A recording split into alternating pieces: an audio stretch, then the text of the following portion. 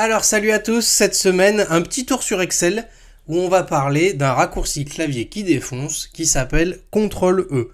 Alors CTRL-E ça sert à quoi? Ça va vous permettre de continuer une série de données en fonction d'un exemple que vous lui avez fourni et vous allez voir ça donne des résultats plutôt impressionnants et puis en fait ça va vous faire surtout gagner beaucoup de temps.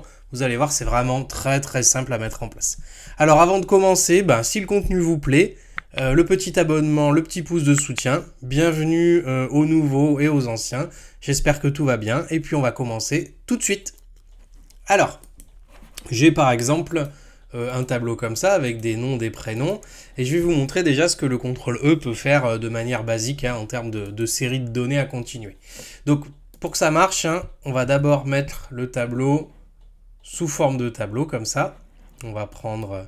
On le met en forme, sous forme de base de données. Je dis qu'il y a déjà des en-têtes. Ok, tout va bien. Jusque-là, c'est ok.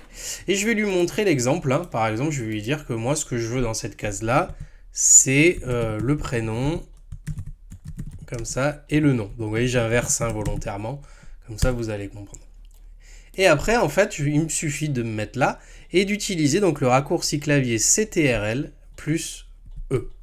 Et vous allez voir que tout seul, il m'a fait la liste jusqu'à la fin et vous avez vu qu'à chaque fois, il a mis le prénom en premier et le nom de famille à la fin.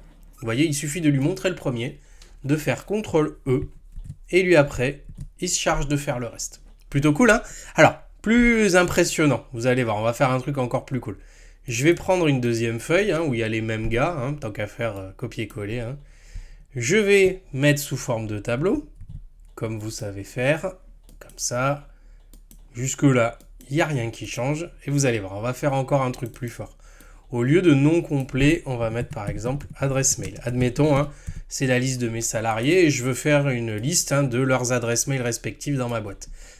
Donc on va dire que par exemple dans ma boîte, les adresses mail de mes salariés, c'est toujours en mode prénom,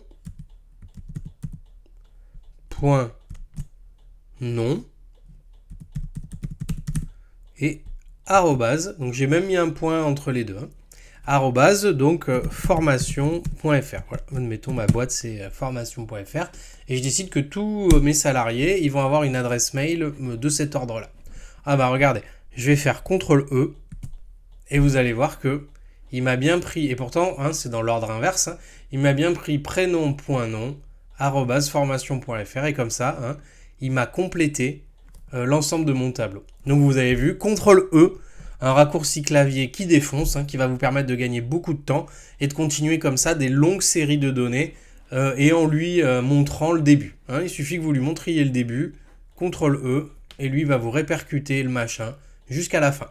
Voilà, j'espère que ça vous a plu. Si vous avez des questions, vous les laissez en commentaire.